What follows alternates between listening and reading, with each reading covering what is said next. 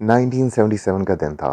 Europe के दो सबसे बड़े और सबसे मशहूर एयरलाइनर्स केएलएम और पैन एम एक छोटी सी आइलैंड के एयरपोर्ट पर टकरा गए। ये एविएशन हिस्ट्री का सबसे बड़ा क्रैश था, जिसमें 583 लोग मर जाते हैं। मगर सवाल ये है कि ये दोनों जायंट्स एक ही रनवे पर आ कैसे गए। इस स्टोरी का जवाब टेनरीफ की हवाओं, फॉग, कम्युनिकेशन के मसाइल और ह्यूमन फैक्टर्स में छुपा हुआ था। टेनरीफ नॉर्थ एयरपोर्ट यूरोप का सबसे मशहूर प्रॉब्लमैटिक एयरपोर्ट माना जाता था, और उसकी रीजंस ये थी। Number 1, fog.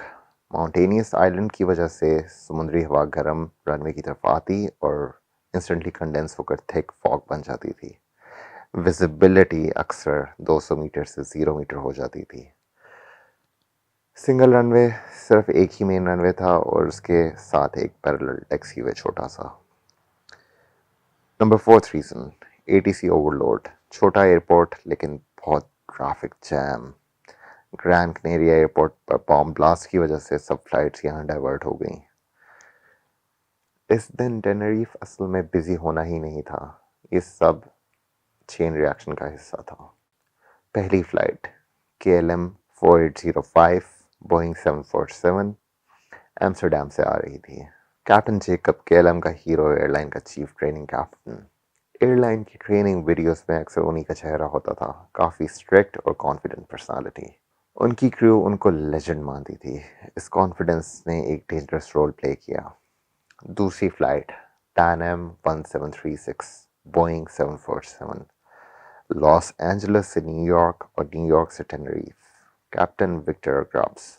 ये क्रू रिलैक्स्ड, कम्युनिकेटिव और शार्प था। दोनों जंबो जेट्स फॉग और अनयूजुअल एयरपोर्ट कंजेशन की वजह से टेनरीफ डाइवर्ट हो गए।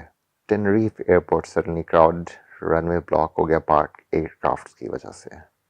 Taxiway full, ATC stressed, fog हर लम्हे बढ़ती जा रही थी। एटीसी ने केएलएम को रनवे पर जाकर बैक ट्रैक करने को कहा, यानी सीधा रनवे पर जाओ, एंड तक जाओ, वहां से यू टर्न लो और टेक ऑफ करो। पैन एम को ऑर्डर मिला कि रनवे फॉलो करे और रनवे से हटकर पैरेलल टैक्सीवे पर चले जाएं। टैक्सीवे ब्लॉक्ड थी पार्कड एयरक्राफ्ट की वजह से। पैन एम को रनवे पर ही रहना पड़ा अंटिल एग्जिट C3। फॉग इतनी थिक थी कि उन्हें एग्जिट ही नहीं नजर आ रही थी।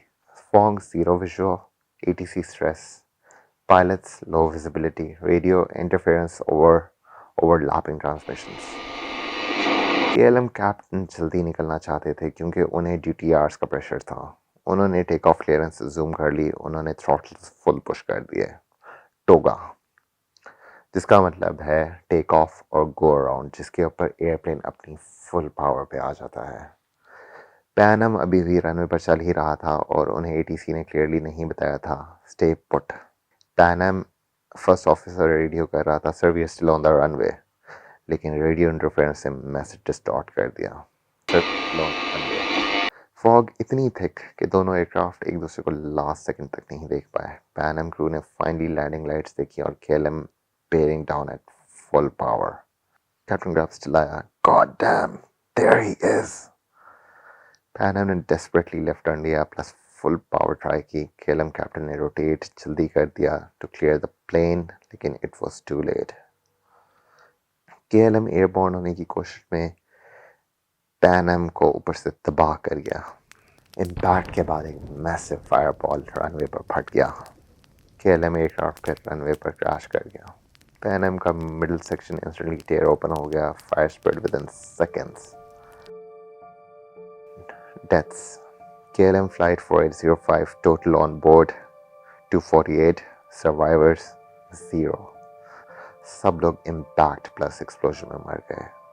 Pan Am flight 1736 total on board 396, survivors 61, mostly those in forward sections who escaped fire। Total deaths 583। Aviation history का सबसे बड़ा फेटल क्रैश। इसकी आफ्टरमैथ, सर्वाइवर्स रनवे में चलते ही एयरक्राफ्ट के अंदर से ब्रोकन मेटल, फायर और स्मोक को जम करके भागे। इमरजेंसी रिस्पॉन्स स्लो थी क्योंकि फॉग, रनवे क्लटर, एटीसी को इनिशियली पता ही नहीं लगा कि क्रैश हुआ है, उनको सिर्फ एक्सप्लोजन सुनाई दी थी। पैन एम की फ्लाइट अटेंडेंट ने बाद में कहा, it look like the end of the world. Final reports, findings. KLM captain took off without clearance. Fog plus zero visibility. Radio interference, ATC phraseology unclear. Runway occupancy confusion. Stress plus time pressure on KLM crew.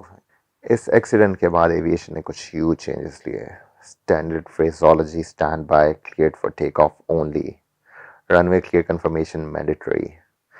Crew resource management CRM ने जन्म लिया इस हादसे के बाद. Senior captain की बात को चैलेंज करने का कल्चर.